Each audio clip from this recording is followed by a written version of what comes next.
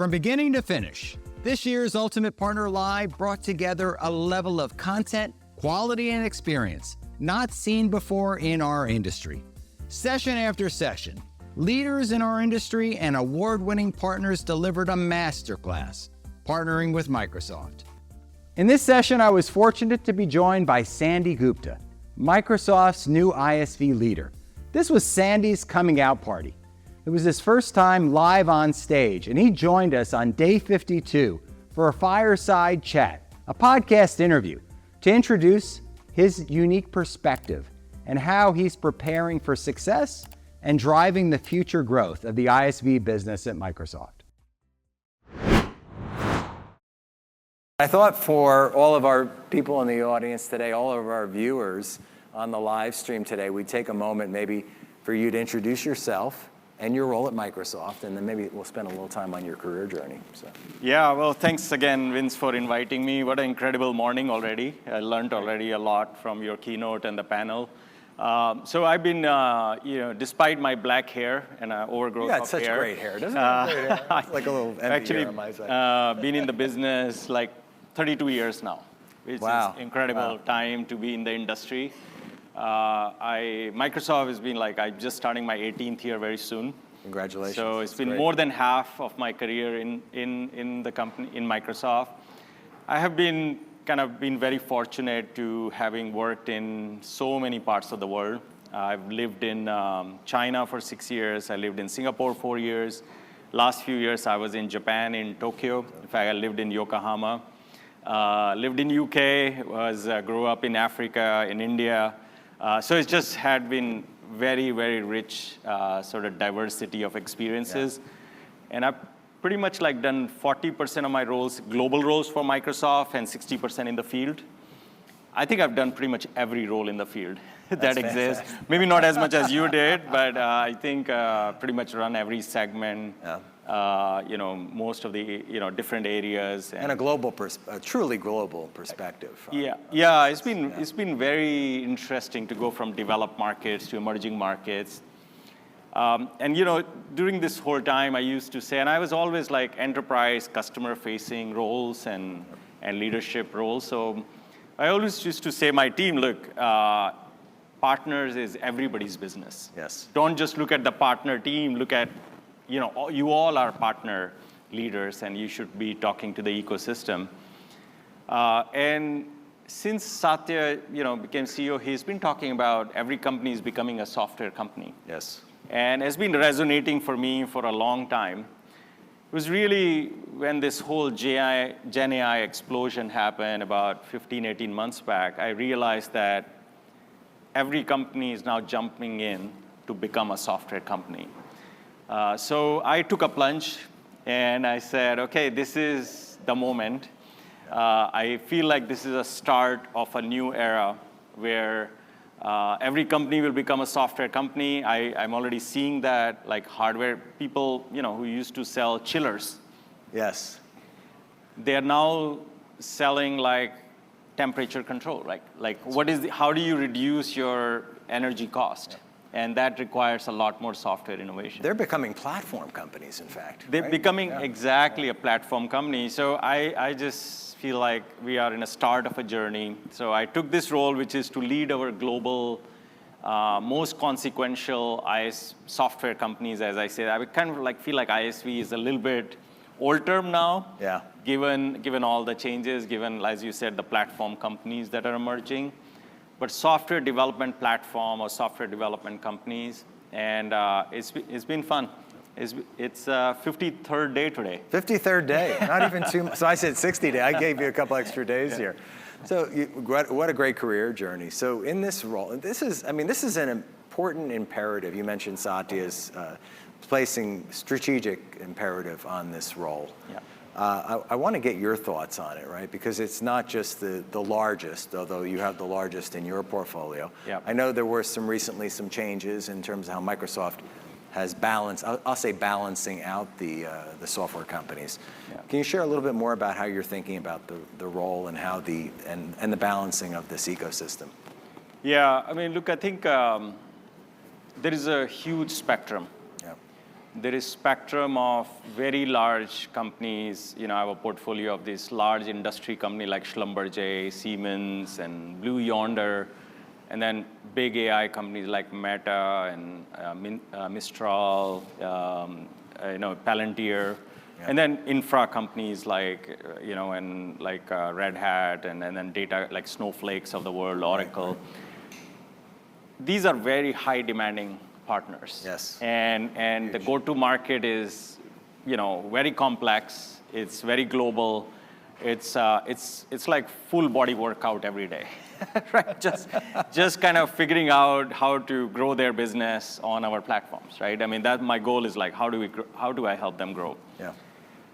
And then there is like every startup that's emerging on the planet, and every company that's emerging is now by definition a digital native, right? I mean, everybody's starting on cloud. That's right. And that, the disruption that's happening is so fast that it's like you can miss out a day and you can miss out the whole, trend of what's going on. That's why it's a tectonic shift we're seeing. It's massive shift, because the cost of being in business is gone low. Yeah. And with AI, people are bringing their domain expertise to software very, very quickly.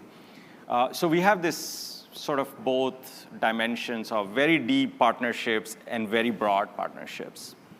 And like what you guys were discussing and Arvind was saying, a lot of what we are focused now is how do we build an AI-based sort of self-service models, because we cannot serve every company. And that's where we start thinking about Founders Hub as a place to kind of like, okay, if you're in a garage and you're starting something, let's make sure that you have what you need to do that. And then marketplace is a massive thing now, right? It's a real thing. So it's no longer like a nice to have, it's a real thing. And the idea of marketplace is how do you scale? And so I think as we are looking at, the next few years, it's going to be a lot more depth because many of the partners still need a lot of depth to work with, but it's going to be a lot of breadth as well. Leveraging marketplace in both sides, actually. But also building some new tools like Founders Hub, et cetera, which can make sure that we can get the best out of, the talent that's out there that's building software. So, you touched on a couple of things here that I want to dive in a little bit, because you talked about some of the largest companies, tech giants in the world, that are in your portfolio. They each have their own ecosystems, right? Yeah. And we talk about Cisco, and Cisco is going to be on stage a little bit later today. Yep. How do you, and then, Oracle's, and I mean, we could just go through those names. How do you think about now supporting them, not just as a software company or a platform company? How do you support that ecosystem? How do you think differently about that from your perspective? Yeah, and I would say if you just step back and say, AI is an ecosystem play in general. Okay. Like the whole idea of AI is not just one first party solution. It's really a platform and an ecosystem play. That's right. And when I look at even the end customers like large insurance companies or manufacturing companies, they are looking at not just the next point solution, but a platform that will light up the different solutions that transforms ultimately their business process, whether it's selling or manufacturing. So, you just pick an example like a large PLM software company.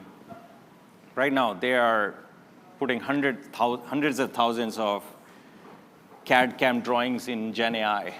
And out of that is going to come very interesting platform for their entire ecosystem, which is like, for example, you could go and say, like, I would like to design this product with the most eco-friendly material with the cheapest cost possible, right? I mean, those are kind of interesting sort of things. Or like just working with a big software company that, builds the world's largest, clinical records, and they're looking at like, how do you put those systems to be consumed in Gen AI so that, given the shortage of healthcare professionals around the world, and especially in mature markets like US, how can you get like a remote nurse and a really as empowered as somebody who's sitting in front of any other systems or a doctor. Yeah. So we're talking about outcomes here. Outcomes, That's the it's difference amazing. in the conversation. And I think the systems that they're building with these clinical systems or CAD/CAM systems in PLM is going to open entire ecosystem. So for us, we have to start thinking as a platform of platforms. It is evolving fast, and I think we are finding a new ecosystems emerge, which we didn't have before. And they are not necessarily the traditional software companies. So it's a journey, I would say, but it's definitely starting to see. So let's talk about the first 52 days. Yeah, 53rd today. Yeah. So what are your early observations so far? Well, I would say it's more exciting than I thought. It's also more challenging than I thought. Okay. I just spent visiting about 27 partner headquarters in the last 53 days. Wow, you have been traveling quite a bit. So just kind of sitting with their CEO or sitting with their leadership team. Nice. It's been extraordinary to see how fast their business is changing. And it's changing because some of them are completely embracing AI, either as a platform, either as an infrastructure for AI, or consuming AI in their services. Yep. And how quickly the workforce that they have is shifting in different ways. It's amazing to see how much marketplace discussions happen in those conversations. Yeah. It's top of mind. It is. For the CEOs. It's not just the chief revenue officer, it's for the CEO because and the CFO, because they're really looking and saying, what is the next generation go-to-market looks like? Yes. And the marketplace for them is a digital transformation of go-to-market. Yep. And we are in a starting phase right now. I think we're just kind of literally just starting to put things in place but as you know, with technology, like the buyers and the sellers will evolve it. Like we can only provide a platform, but the platform will evolve because of what will happen on top of it. So I think we are just starting, and so I think we're in a time of a lot of change, a lot of shift that's happening. There is also concern about the security, the privacy, the accountability of using AI in regulated environments, and how how are they making sure they're responsibly shifting, locking down the data. And AI is like how are they making sure the AI is used responsibly for their end customers, for their B2B partners. So a lot of that is happening. And it's also, it's going to also reshape Microsoft in some ways, right? We have to think about our processes. We have to think about how fast these things are moving. There's a big demand on tech resources right now. Yeah. About like 60, 70 people supporting just my team right now. And it's still a drop in the ocean. Right. The demand of build with all of these partners is massive. And many of them are using multi-models, multi-mode services. So it's really trailblazing new grounds. So in addition, I'll just clarify here for the audience, but in addition to having partner development managers, which are the go-to-market and sell with, but you have the build with model as well, right? So you have these technical resources, because this is what is required today, especially with AI, right? To help them infuse AI into their solutions. Yeah, so our goal is to kind of really help companies build with and really think about building the business, not just building the product, but then help them build the products and with like really hands-on support, and then really figure out how to build their go-to-market strategy with them, or if they have one, how can we help execute that better way, and then co-sell, as you mentioned, is a big one. If you're part of the movement, you know I have a very strong point of view. I've sat on both sides of the table for over 30 years now. I built growth through partnerships in PC, internet, cloud, mobile, AI, marketplaces, and more. I've also seen the demise of organizations that are resistant to change. I'm part of the communities, special interest groups, and associations, and I don't see one place that mirrors the ecosystem and brings it all together. You see, I see a vibrant world where hyperscalers, builders, ISV sellers, SIs, MSPs, and other partners come together to spark the ecosystem's growth. I've talked to many of you, and what I continually hear is it's noisy, I don't know whom to listen to, and where to go. There's a massive opportunity, but I'm not sure how to get there. Well, you've been heard. We want this to be your place with your feedback and participation. If you're a builder, an innovator, or a leader, visit our website. So, we talked about a little bit about this earlier in the earlier discussion, but with so many SaaS, with so many ISVs out there, right? How do you scale that, right? You talked about Founders Hub, which is really for the very early stage. Yep. How do you think about some of those in the middle, right? The ones aspiring to get to the top. I know assisted growth has been a program that's been important to Microsoft. How do you think about at scale, and how do you support those organizations more at scale? Yeah, so the interesting thing we have realized is that a lot of partners in that range are very focused on go-to-market. Yeah. And a lot of times they're focused on go-to-market in a region that they're not headquartered in. Because the regions they're headquartered in is not necessarily the region their growth is coming from in the future. Right. And so a couple of things happened this year. One is we did invest in co-sell roles, new co-sell roles in the field, which their job is really to go and sell with ISVs. Nice. And then we realized there's only so many feet on the ground that we can have and to really get the scale that you just mentioned. So we just invented a new program, which is IPDM.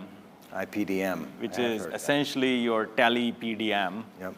Which will help you build your go-to-market and help you with the co-sell like a PDM would. Right.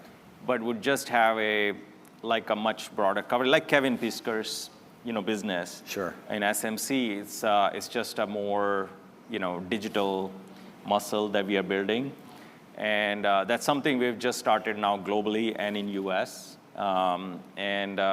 with slightly different sort of configurations. But I think it's new. Yep. It's something we have to build the muscle on, but that's one of the area. It's also every day we find an amazing software company. Yes. And we cannot be static in our thinking to say, oh, let's now find a PDM. That's right. So these growth engines are really to... Who's the next Snowflake? Exactly. Yeah, Datadog or whatever, Yeah, absolutely. Yeah. So that's something we have started this year.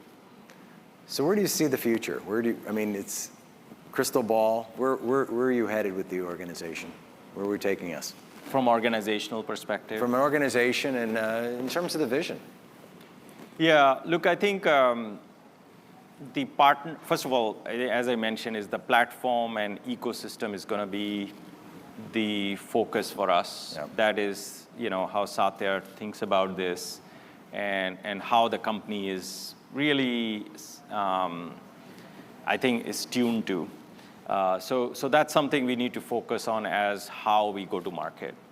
And the other one is going to be we're starting to see the agility at which we have to move is going to require a very different agility than we ever had. Yes.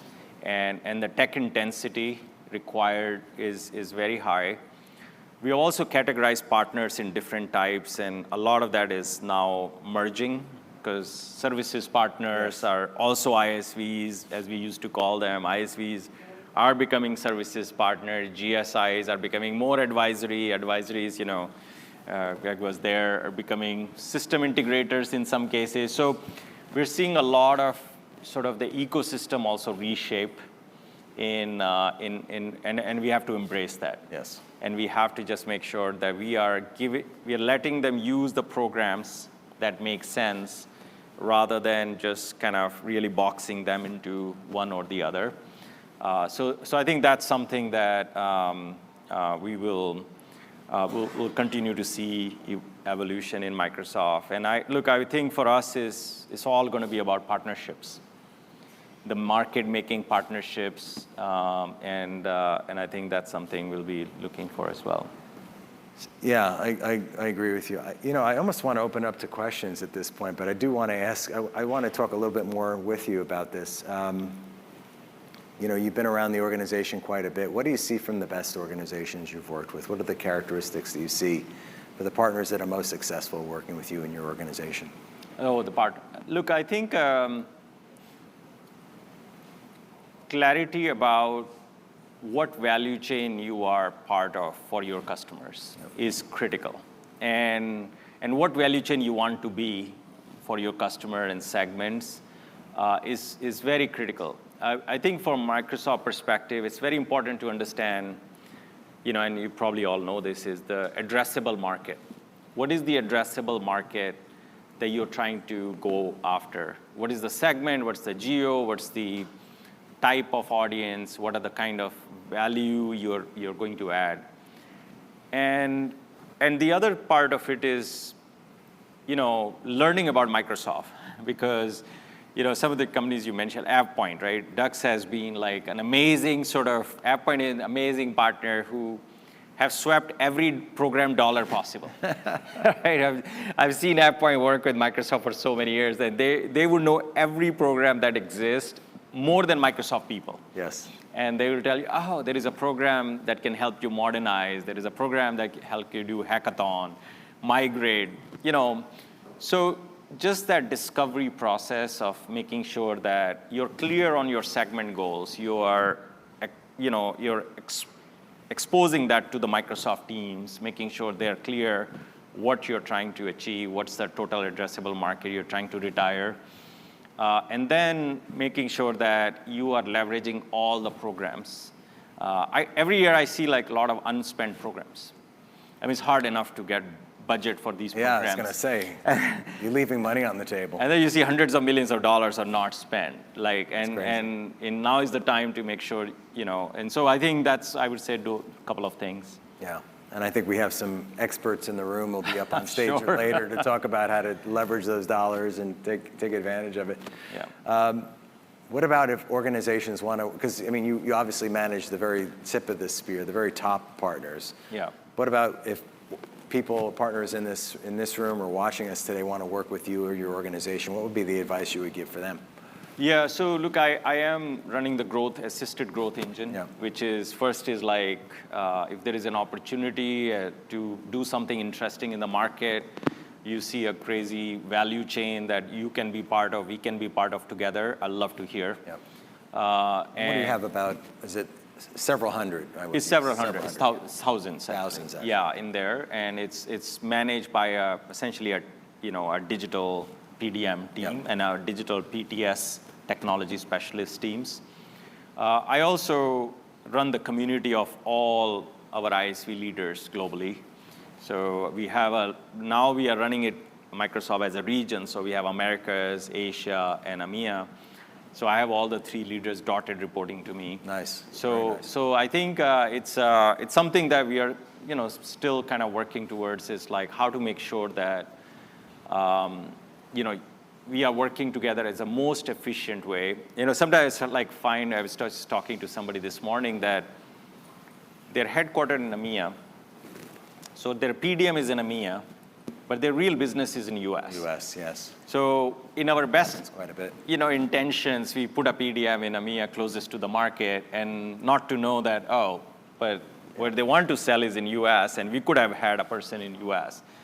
So there's also those kind of things, and if you have some of those issues as well, please, I'll put my email ID up here. But I'd love to hear from you of how we can tweak, because we're on this new journey together.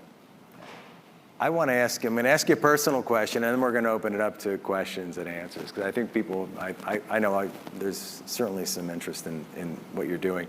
But I have a podcast interview question I ask every single one of my guests, and it's, you're hosting a dinner party, and this dinner party could be anywhere in the world. You've certainly lived in several great locations.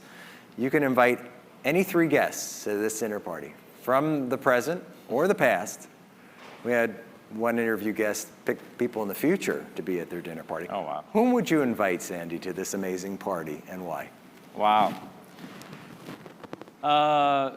Okay, so I say, first of all, I love to get Satya Nadella at dinner. Can I come along? I'll tell you why. Yeah, and I will tell you why, because every time I had a chance to interact with him or in his presence, it's been so easy. You feel so comfortable, you feel so safe. Like you feel like I'm talking to you. Yes. Like it's super easy. And it's, I remember one time we were doing a round table and he's told me, Sandy, explain to the SMB, team slide, and I was like, I don't know. and then we had a moment after the round table, he drew it on the board and he said, this is what it means. I was like, he didn't have to do it.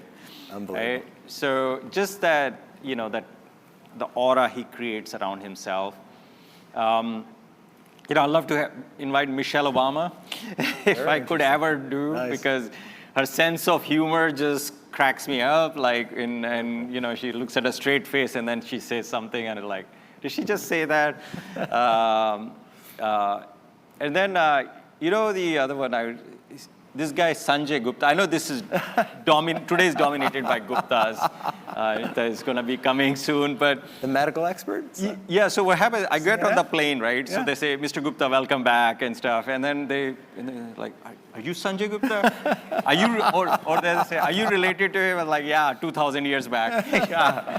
When the Gupta kingdom started, we were all there. So, but I love it. I don't know if I would say it's my thinking, like, those three would be amazing, but there's so many more. And where are we having this dinner party? That's a good one. Look, I lived in Yokohama. I would say the most interesting place I have lived, I've worked. Yeah, that would be an interesting place to Yokohama. be. All right. I don't know how many people have been to Yokohama, but it is Oh, we have a couple. Yeah, so it's beautiful. It's a suburb of Tokyo, but it's still a city. It doesn't have the craziness. If you live in Tokyo for a while, it's like Hectic. Weekends get like really crazy. Yeah. So you're just about on the slightly out of Tokyo, and then you still enjoy the city life. So it's beautiful. That would be amazing. Awesome. Yeah. We're gonna open it to questions. We have Please. I know we have a few in the audience here. People are eager to get to know you better. Hello, my name is Petri Salonen from TELUS International. So I've been working with your teams from DPE, DX, OCP times, delivering maybe 150 in vision, business design workshop for your global ISVs together with the PDMs. So my question is, what kind of change in the roles do you feel that the PDMs, what are the requirements for the PDMs going forward from here? Because there used to be a lot of technical people in the workshops in the past. So that's my question. No, great question. Yeah. So it's actually something I've been kind of really been working on last 53 days. And I think a great PDM, as I've seen it, is for today's requirement is somebody more with business development mindset, somebody who has been potentially a founder, who has built a business, because the partnerships I'm in, it's not selling to the partner. There's nothing really where, and most of these software companies don't buy a lot of IT. Our business with them is really about how do we grow their business? How do we sell with them? And with all the tectonic shifts we are seeing that Vince has talked about, I think everybody's looking for insights and help and that muscle. So they kind of like a lot of time use Microsoft as an advisor in some ways, and which is a very privileged place to be. And I feel like that next generation muscle I need to build is that sort of muscle, which is people who have built businesses, who who can navigate large companies like Microsoft to make sure we can sell in US and sell in EMEA and build a model that is sustainable, right? So it's not just calling people, but a model that would sustain. But thank you for the question. That's a good question. I'll take you up for a discussion on this. Yeah, thank you. Please. Thank you. Good morning. My name is Julia, and well, I would love to have the discussion about Yokohama. I live in Japan as well, but I run ISV practice at Ribbon Communications. It's a security voice provider. And my major challenge is with the co-sell program is that it's limited only to the Azure cloud. And most of our customers, they prefer either private cloud or on-prem instances. So do you anticipate opening it up, working with broader ecosystem on that side? Yeah, I'll take up on the Yokohama comment, and we'll do some part, maybe one of your event in Yokohama. Sounds like a great place. Yeah, I think this is one that I'm still grappling with, right? We are still grappling with, because we want to make sure marketplace is not just a way for us to just make money, right? That's not the goal for this. No. The goal for this is how do we help the solution providers get to the broadest market possible and make it attractive for the end customers to buy from marketplace also, both demand and supply. I've come across a number of partners who are doing business in regulated markets, and in those markets, sometimes hybrid is kind of the way to go. I think we are working through some of that because, we have to design the programs to make sense for the ecosystem. We also have to be careful that we're not just using that to do something which is not really ethical. So want to make sure that, if the customer can just buy from the provider and there's nothing to do with any of Microsoft products, then there may not be a play for us to transact on marketplace. But if it is a hybrid solution that may have some service on multi-clouds, not even just Azure, and also hybrid, then then we should be able to do that. Today, I think it's 50% of the solution has to be on Azure. That's kind of, I believe, the kind of norm. But I think we have to go deeper into it and really, to your point, understand better. So I think we are on a journey on this, seriously. I'm also related question is talking to public sector customers. Very different. To see how they are thinking about marketplace. That's right. Because I have partners like Esri and others which are selling to public sector. But some agencies surprisingly are buying from marketplace. Yeah.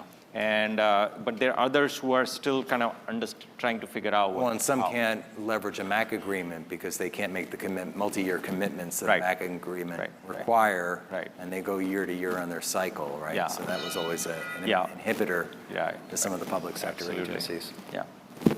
Any other questions for Sandy? There we go. Howdy, I'm really short. My name is Barbara Trevino, and I lead partnerships for Sugar.io. Sugar is one of the many providers in the space, including Tackle and Workspan, who are here. And we are enablers of Marketplace. And I was curious on what your thoughts are in terms of providers like us and just overall the growth with the ISV space. Yeah, thank you. Thanks for the question. I would say anything you can help me with, I would really appreciate. Organizations are really struggling they don't know what great looks like on Marketplace today. And I have partners who are doing 20,000 transactions on Marketplace, and they're still very dissatisfied they could be doing much more. And there are partners who are kind of saying, how it's going to work, how my account receivables will change, payment terms will change, all that kind of stuff. So there's some real, this is not just kind of putting something on Marketplace and be done with it. It will change fundamentally, and I think Greg was saying, I think John was saying that, fundamentally changes your go-to-market, your strategy. So I think companies like yourself, I think, are the starting point for us, what transformation we need, and how do we make it real? So, it's one thing I've been telling my team is we can build something and make everybody change their business. Right? We have to help people exactly to run their business easily. Now, if you want to go, marketplace is also about transformation to digital. So some of that will require change behavior also for buyers and sellers as well. But again, like I think we are a startup journey, and how can we make it more efficient, more secure? There's so much noise in the data right now. When I look at it, it's like, is it really $200 million deal, or is it a $20 million deal? And like, yeah, how do you ferret it out? Yeah, agreed. Yeah, thank you. I think we have one more question. Yeah. I think this kind of aligns with the question she asked, but there are still limitations, even as a cloud partner, that I cannot sell on Marketplace. I have to partner with somebody else to sell. And that's okay, love partnering, but when there's an approach that you have and a customer has a dedicated spend tied to Marketplace, I still can't transact. So is that in the future roadmap that's going to come sooner than later? And is that because you have certain thresholds, or is it because? I'm a training services partner, so since it's services or consulting, I still cannot transact. No, that's definitely something we are looking into, and not just for services. We have to look at some of the hardware, because some of the partners sell software, hardware. Like I'm working with a company which is like they sell body-worn cameras.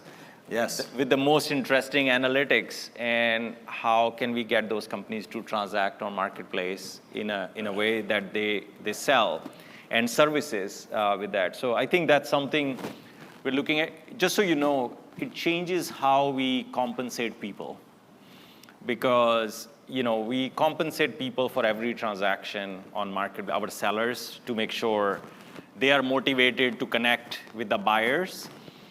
When we are selling hardware or services, it's not something it's not a consumption of any cloud. So we have to instrument and say, what piece of what you're selling, the partner is selling, makes sense for us to compensate on. So it kind of starts changing the equation. Deployment. So for us, knowing that when a customer gets training, they deploy this solution, and it's so much stickier within their organization for adoption. Yeah. So that's the real get, but it's a matter of it, even just to give you visibility, right? Yeah. So. Yeah. The other one I want to just mention is I'm starting to see like some of the ISVs come together as a bundle to sell on Marketplace. Yes. And I feel like there's something I want to look at the pattern, because I feel like even for our sellers, they should be looking at that and saying, you're running SAP on Azure, but then here is your automation software that can help you deploy faster.